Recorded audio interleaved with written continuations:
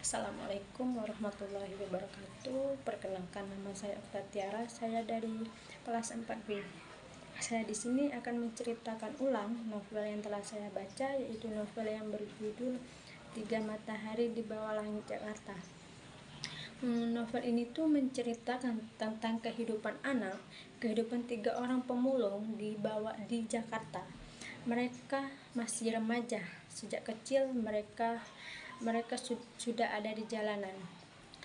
Remaja itu bernama Sundari, Heri, dan Roni. Mereka bekerja sebagai pemulung. Hidup di jalanan mengajarkan mereka bahwa hidup itu perlu banyak perjuangan. Mereka tidak mempunyai orang tua. Mereka hanya memiliki Pak Diman dan Bu Darsi yang sudah mereka anggap sebagai orang tua mereka sendiri. Begitupun sebaliknya dengan Pak Diman dan Bu Darsi. Hidup di jalan, mati di jalan. Itulah resiko menjadi anak jalanan. Secara tiba-tiba, si Roni pun tertabrak oleh mobil sebagai yang menjadi korban tabrak lari. Sundari dan Roni pun sangat merasa kehilangan.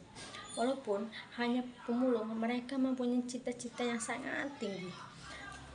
Sundari ingin menjadi penulis dan Roni pun ingin menjadi musisi. Mereka sebenarnya tidak ingin selamanya hidup di jalanan, menjadi seorang pemulung.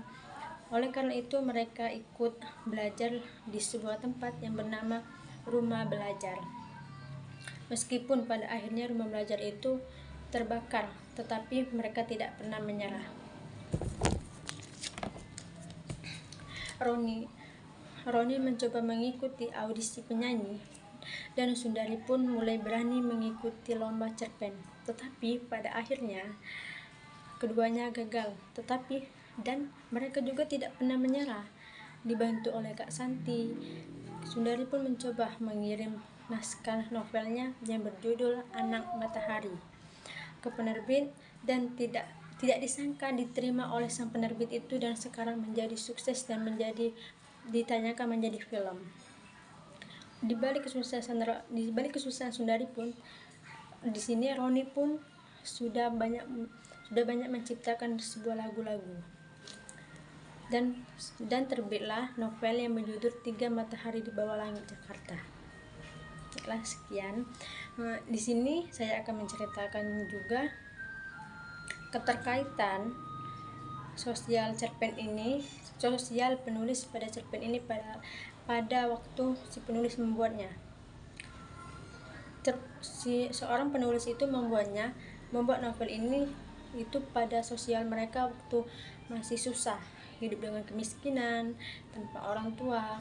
Yang ia mengambil novel ini dengan di suatu tempat pembuangan sampah, dan di sana ada 3 orang pemulung, 3 orang remaja yang mengais sampah. Dan dari sanalah si penulis mengambil cerita novel ini yang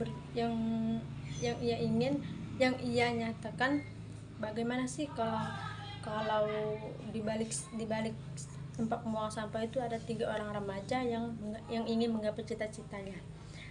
Mungkin itu saja yang bisa saya sampaikan. Kurang lebih saya mohon maaf. Terima kasih. Wassalamualaikum warahmatullahi wabarakatuh.